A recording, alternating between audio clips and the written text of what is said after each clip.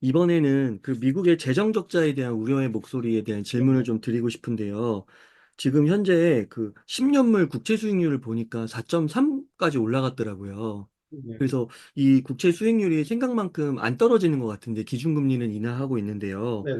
그래서 네. 요 현상을 좀 어떻게 보고 있으신지 궁금합니다. 뭐, 아직 성단으로 놓고 본다면은 이제 기준금리는 이제 드디어 4.75가 됐고, 근데 이제 우리 시장금리 10년물은 이제 4.4니까 아직도 이제 시장금리가 낮죠, 사실. 그래서 아직도 더 떨어져 있는 상태다라고 보여지는데, 이제 물론 이제 중요한 거는 인플레에 대한 확신, 인플레이션이 앞으로 계속 2% 초반대까지 계속 떨어지겠다는 확신이 없는 상태이고, 그리고 여기에다가 이제 불안을 끼얹은 이제 트럼프의 어떤 그 재정 적자가 결국에 국채 발행을 늘려서 시장 금리를 더 뛰게 할 것이다라는 불안증. 이게 이제 다 합쳐진 거죠. 근데 지금 우리가 생각하셔야 되는 부분은 뭐냐면 트럼프의 재정 적자의 이유는 제일 첫 번째가 감세잖아요. 감세는 지금 추정을 해보면 예전에 추정한 결과를 잠시 인용을 해드리면 거의 이제 연간 기준으로 했을 때 감세안을 실행했을 때 연간 대략적으로 세입을 2천억에서 3천억 달러를 감소시키는 걸로 나옵니다. 그럼 이게 10년으로 넘어가면 얼마가 되냐면 2조에서 3조 달러의 적자를 만든다라고 표현이 되죠. 근데 여기서 이제 중요한 부분이 있어요. 감세는 할 수 있어요. 분명히 할 겁니다. 그런데 그 폭과 기간이 우리가 생각하는 것처럼 그렇게 공격적이고 급진적으로 하지 못할 거다. 왜냐하면요. 이미 지금 뭐 레드 웨이브라고 해도 지금 법상으로요. 헌법상으로 책정된 법안이 뭐가 있냐면 특별예산법이라고 있어요. 특별예산법은 뭐냐면요. 뭐 다수당이 누구이고 하원이고 공원 이건 무겁니다. 이미 이제 예전에 공화당하고 민주당 합의를 봐서 법안으로 만든 거예요. 특별예산법이 뭐냐면 어떤 정책을 시행하는데 그 정책이 10년 동안, 장기 10년 동안 이 정책으로 인해서 재정 적자가 1조 달러 이상 높아질 걸로 생각이 되면, 추정이 되면 그 정책에 대해서는, 어, 시행하지 못한다라고 규정이 돼 있어요. 그러니까 이거는 법을 바꾸거나 법을 바꾸지 않으면은 사실은 통과를 못 시키는 거고 그 얘기는 뭐냐면 감세율을 그렇게까지 15%로 단번에 낮추지 못할 것이다. 그리고 기간도 조금 뭐 예를 들어서 트럼프 집권 시기인 뭐 한 5년 기간 혹은 3년 기간 이런 식으로 좀 단축해서 시행할 가능성이 있다라는 것이고요. 마지막 세 번째는 뭐냐면 그러면 지난번에 21%에 지난번에 이제 거의 30% 육박하는 수준이었죠. 거기서 이제 바로 15%로 안 가고 21%까지만 간 이유는 뭘까요? 보시면요. 공화당 내부에서의 입지 싸움과 강경파의 목소리의 커짐을 주목하셔야 돼요. 그러니까 그때 당시에도 그랬고 최근에 바이든 정부하고의 협상 과정에서도 초강경파 프리덤 코커스라는 분들은 적자, 공화당인데도 불구하고 재정 적자에 대해서 굉장히 민감해요. 근데 이분들이 목소리가 공화당 내에서 굉장히 큽니다. 물론 트럼프가 이번 시간 목소리가 다시 커졌지만 중요한 거는 이분들은 시민운동, 시민단체인 티파티라고 하는 운동단체의 전폭적인 지지를 받고 있어요. 그래서 이분들이 10분 정도밖에 안 되는데, 내외인데, 이분들의 목소리를 절대 무시 못 합니다. 근데 이분들이 요구하는 건 과다한 재정 적자는 절대 안 된다. 그것에 연동되는 정책들을 하면 안 된다는 거였고, 그래서 바이든 정부 때 굉장히 부채한도 협상이나 예산 협상에서 굉장히 발동을 건 거예요. 그 정책들의 방향성은 예전 트럼프 일선 때 비슷했습니다. 적자를 너무 발현할 것 같으니까 감세를 그렇게 과하게 하면 안 된다. 즉, 제 얘기는 뭐냐면 결론적으로 감세를 분명히 할 거고 적자의 부담은 어느 정도 안고 갈 겁니다. 하지만 핵심적인 거는 지금 시장이 우려하는 만큼의 적자를 공화당 내부에서도 그렇게 용인은 쉽게 하지 않을 것이다. 법안도 여기에다 추가적으로 존재를 하기 때문에 트럼프 혼자서 독단적으로 하기 좀 힘든 상황이다. 여건 자체가 다르다. 뭐 이런 판단이. 그러면은 그 10년물 국채 금리 채권 수익률도 떨어질 거라고 보시는 거예요, 앞으로? 당분간은 이제 우리가 이제 그런 거 있잖아요. 불안증을 겪기 시작하면은 계속 불안하거든요. 네. 그 의사한테 진찰을 받기 전에도 당신은 괜찮습니다. 라고 하는 건강 확인증을 받기 전까지 내가 어디 아픈 거 아니야? 라는 불안증이 생기면요. 온갖 시나리오가 다 생겨요. 그러니까 당분간 그 시나리오가 저는 있을 거라고 보여집니다. 왜? 시장이 이미 만들었기 때문에. 그래서 그런 네거티브 여러 가지 보고서도 나올 거고 앞으로도 더 안 좋은 보고서도 나올 텐데 그런 증상은 이제 적어도 내년 취임하기 전까지는 반복적으로 나타나겠지만 취임 이후부터 정책의 색깔이 분명해지면 아, 그게 아니었구나. 정책도 트럼프라고 해도 혼자서 마음대로 못하는구나를 확인하게 되면 그때부터 이제 완만하게 또 발락하지 않을까 이렇게 생각합니다. 아, 네. 그럼 박사님, 그 중국은 좀 어떻게 될 거라고 보세요? 트럼프 2.0의 시대에서요? 뭐 중국이 어제 뭐 이제 그 당선된 직후에 여러 가지 관세 얘기나 이런 것들 하니까 중국이 어제 그 보도상으로 보면은 이제 미국이 강국이니까 잘 할 듯. 그러니까 취지는 딱 단문으로 하나 나왔더라고요. 잘 하겠지. 그러니까 뭐 중국의 입장에서는 사실은 뭐라고 해야 되나요? 그러니까 오히려 시장보다도 더 안심을 하는 거죠. 뭘 안심하냐면 어차피 예전에 일선 때 우리가 미중 관세를 때리기를 했던 적이 있었고 우리가 하나 복귀해 보셔야 되는 게 관세를 때리면서 보복 관세를 때리잖아요. 그래서 지금 현재 기준으로 봤을 때 무역 가중 웨이티드 에버리지, 그러니까 무역 상품 비중별로 해가지고 웨이티드된 평균화된 그 관세율이요. 미국은 중국한테 19%대를 매기고 있고요. 중국은 미국한테 21%를 매기고 있어요. 그러니까 중국도 만만치 않게 매기고 있는 상태입니다. 근데 그때 왜 그러면은 미국이 조금 더 낮아진 상태였느냐? 제일 중요한 건요. 그때 19년도까지 계속 관세를 매기다가 관세를 매기니까 사실은 반도체는 그렇게 특별히 피해를 안 볼 것 같지만요.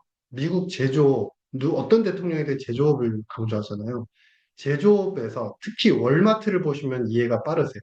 월마트에서 알고 보니까 중국 부품이나 중국 상품, 기초 상품 이런 거를 수입해가지고 재가공해서 만드는 것들이 한두 개가 아닌 거예요. 근데 거기서 가격이 높아지니까 사오지 못하거나 아니면 사와서도 잘 안 팔리는 상황이 되는 거예요. 왜냐면 가격이 뛰어버렸으니까. 거기다 플러스 10% 붙여서 팔아야 되니까.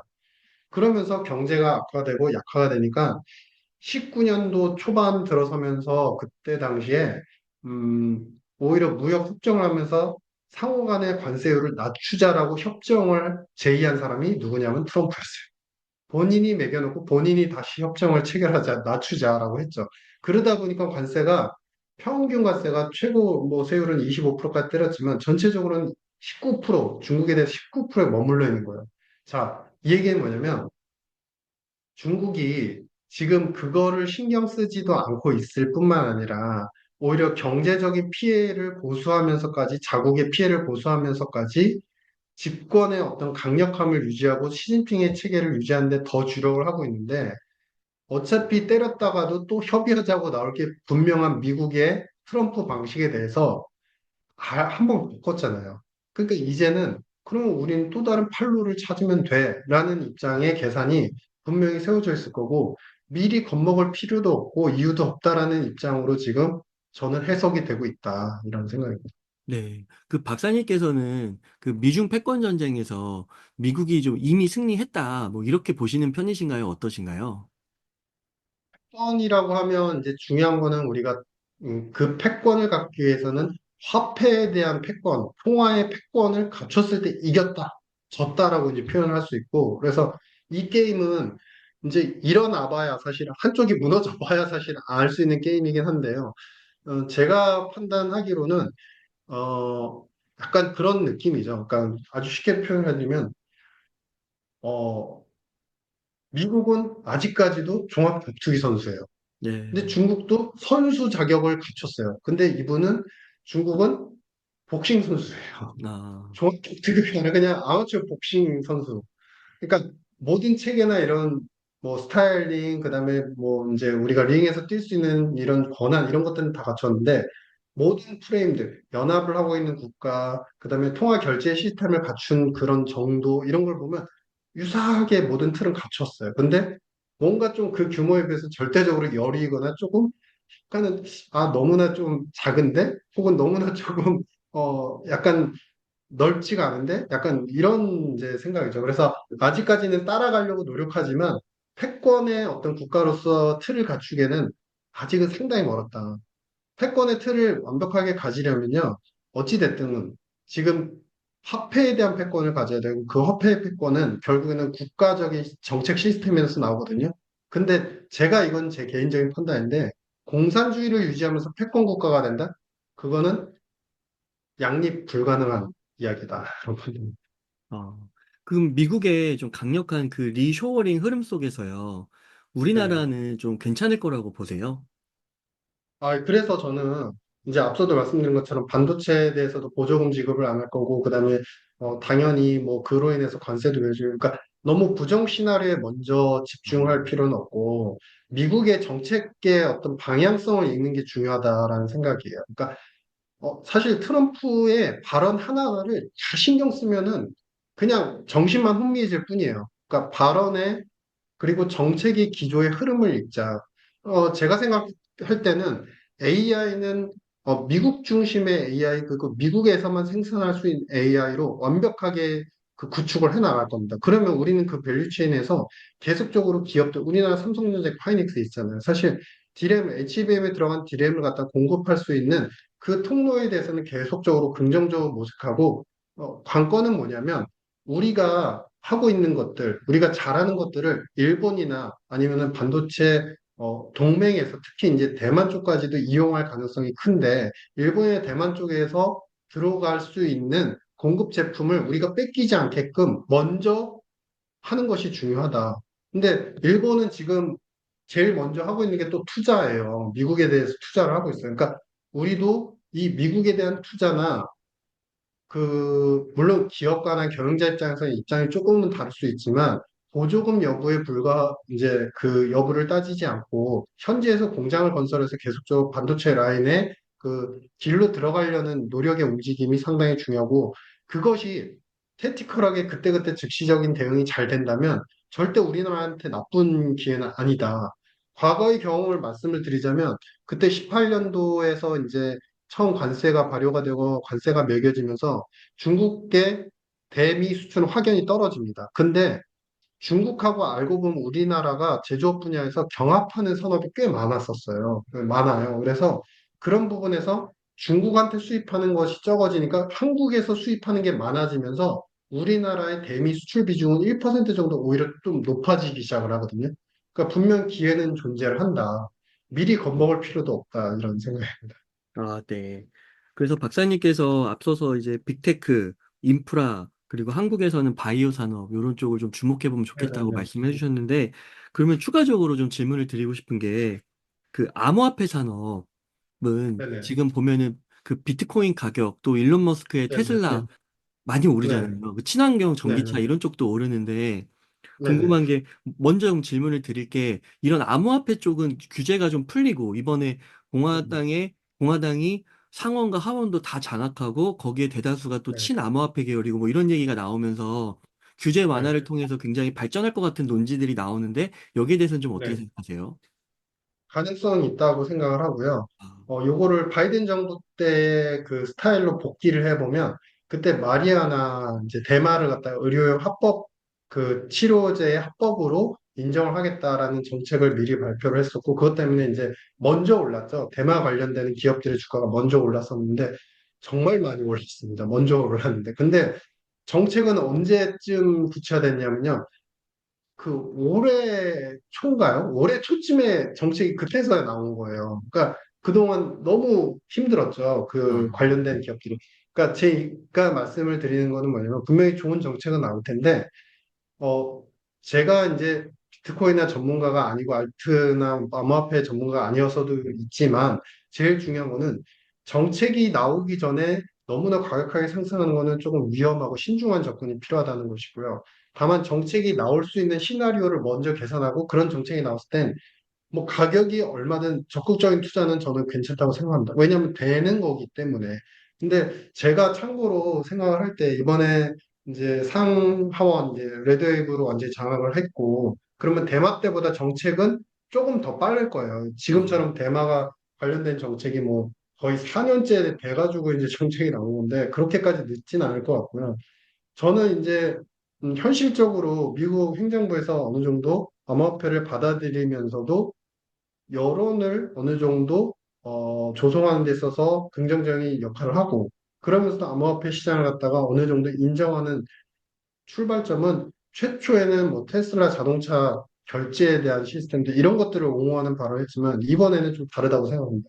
금융적으로 좀 접근을 할 필요가 있을 것 같다. 왜냐하면 SAC가 이번에 이제 그 비트코인 현물 ETF를 승인한 거는 사실은 피델리티나 JP모건 이제 운용사들의 입장에서 수수료를 많이 내는 중요한 플레이어인데 이들이 원하는 암호화폐 기반의 ETF를 만들고 그 펀드화된 것들을 많은 수수료 이익을 받기 위해서 SEC한테 요청을 했다면 이번에는 이제 트럼프 행정부에서는 다른 예를 들자면 이제 이더리움뿐만 아니라 리플도 마찬가지고 다른 중요한 암호화폐들, 이제 여러 가지 전속력이라든지 보안성이라든지 이런 것들이 우수한 암호화폐들을 기준으로 해서 ETF 상품들을 어느 정도 충분히 SEC한테 허용하게 해주는 그런 정책들을 시행할 가능성이 있다. 그래서 그런 정책이 시행이 될 때 지금은 비트코인 위주로만 디지털 자산, 투자 자산의 개념으로서 개념이 잡혀가고 있지만 다른 암호화폐 쪽으로까지 그런 투자 자산으로서의 그리고 ETF의 이제 안정적인 플로우가 있을 수 있는 흐름들이 예상이 되고 그게 된다면 한 차례 또 업그레이드 되는 계기가 되지 않을까 이렇게 생각합니다.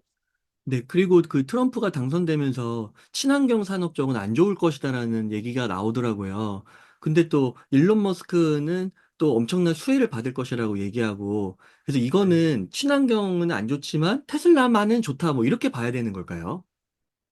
그좀 구분을 좀 해봐야 되는 게 이제 테슬라가 좋은 건 어쨌든 미리 그 대선 복권을 긁을 정도로 친분을 음. 과시했고 그날 그 승리 선언할 때 보니까 이 세 분 다른 골프 전문가분하고 이제 그 일론 머스크하고 트럼프가 세 분이서 이제 같이 대선 투표 현황을 같이 보시더라고. 그만큼 이제 친분이 있는 상태니까 기업가를 밀어주고 개인적인 친분 때문에 기업이 밀어질 거다. 좀 이제 그 서포트를 받을 거다. 뭐 이런 거 같고요. 근데 중요한 거는 그 IRA 관련돼서 이제 신재생 많은 이제 정책들이 있지 않습니까? 공제, 세액 공제부터 시작해서 보조금 여러 가지 있는데 그 금액들은 상당 부분 조정이 되거나 축소가 될 거는 맞습니다. 왜냐하면 사실은 이쪽에서, 그러니까 이쪽에서 이미 감세랑 일자리 창출 정책을 시행을 하면은 사실은 이 세출이, 그러니까 재정 지출로 나가는 부분에서 축소를, 기존 정권에서 하던 걸 축소를 시켜야 되는 거죠. 사실 나가는 쪽에서라도. 그래야지 어느 정도 데미지가 조금 완화가 되고 본인들의 정책을 할 수 있거든요. 그래서 감세를 시연하기 위해서 기존의 정책들을 많이 대폭 수정을 할 거다라는 생각은 동일합니다. 근데 이게 전면 무효화, 말하는 것처럼 전면 무효화가 가능하냐를 생각해 보시면 그거는 불가능해 보입니다. 왜냐하면 지금 이번에 스윙스테이트 경합주, 그러니까 러스트벨트나 썬벨트에서 사실 그동안에 취업자 수가 24년도 초반 전년비로 기준을 했을 때 한 많게는 20%, 30% 정도 고용 인구가 늘어났어요. 이런 지역에서. 근데 이 지역에서 20, 30% 늘어났는데 관련 산업이 직종이 뭐였냐면요. 대부분이 사실상 신재생 태양광 EV 배터리 공장에서 이 자리가 나와. 근데 그거를 무력화하면서 그 공장의 폐쇄까지도 고려를 한다. 극단적인 경우에. 그렇게까지는 못 갈 것 같고, 다만 세 공제라든지 보조금이라든지 추가적인 인센티브는 좀 축소할 것 같다. 근데 그걸 또 완전히 축소하기 힘들다. 왜냐하면 이 공장의 건립이 결국에는 존폐가 그런 이제 세액 공제는 여러 가지 프로그램에 결정이 되거든요. 그래서 말하는 것처럼 축소는 되지만 그렇게 공격적인 축소는 또 못할 것이다. 근거는 지난번 중간선거 때도 비슷한 현상이 있었어요. 트럼프가 그때도 이거 다 없애야 된다고 그랬는데 일부 공화당 의원들, 특히 이 경합주 지역의 공화당 의원들이 사실 신재생 관련되는 그 기업들 그리고 공장 창출 때문에 일자리가 많고 그 일자리를 많이 만들었다는 것 때문에 공화당 의원들이 득표를 많이 했거든요. 그러니까 그 여론 때문에 공장을 없애는 걸 반대하고 축소하는 걸 반대했던 거예요. 그래서 어느 정도 협의점을 찾지 않을까. 말만 그대로 믿기에는 조금 지금의 미국 경제 상황이 그쪽에 많이 너무 가 있다. 이런 생각입니다. 아, 감사합니다. 박사님, 오랜 시간 동안 이렇게 인터뷰 나눠주셔서 너무 감사드리고요. 저희 끝으로 저희 옹달책방 시청자분들을 위한 한 말씀 부탁드리겠습니다. 어, 항상 뭔가 이렇게 이벤트가 생기면요. 놀랍니다. 저도 가끔씩 놀라고요. 근데 놀라면요. 놀란 마음에 언론을 보고 뉴스를 보시면 그게 각인이 돼요. 트럼프는 관세를 내고 인플레를 조장하고 물론 맞지만 우리가 선후라는 게 있고 인과라는 게 있으니까 사실은 차분하게 이럴 때일수록 중간 과정이 어떻게 되고 정책을 정말 어떻게 가져오는지 좀 천천히 신중하게 보시면서 계획을 세우시고 판단하셔도 된다. 어제 오늘의 비트코인의 급등이나 어제 오늘의 우주산업, 어제 오늘의 테슬라 급등이 앞으로의 2년을 모두 다 보장하진 않는다. 앞으로 더 많은 또 기회나 긍정적인 변화도 있으니까 천천히 살펴보시면 좋은 성과가 있을 거라고 생각합니다. 네, 감사합니다. 이렇게 해서 네, 유신익 박사님을 모시고 이야기를 나눠봤습니다. 긴 시간 동안 유익한 인사이트 많이 나눠주셔서 감사의 말씀드립니다. 오늘 고생 많으셨습니다. 감사합니다.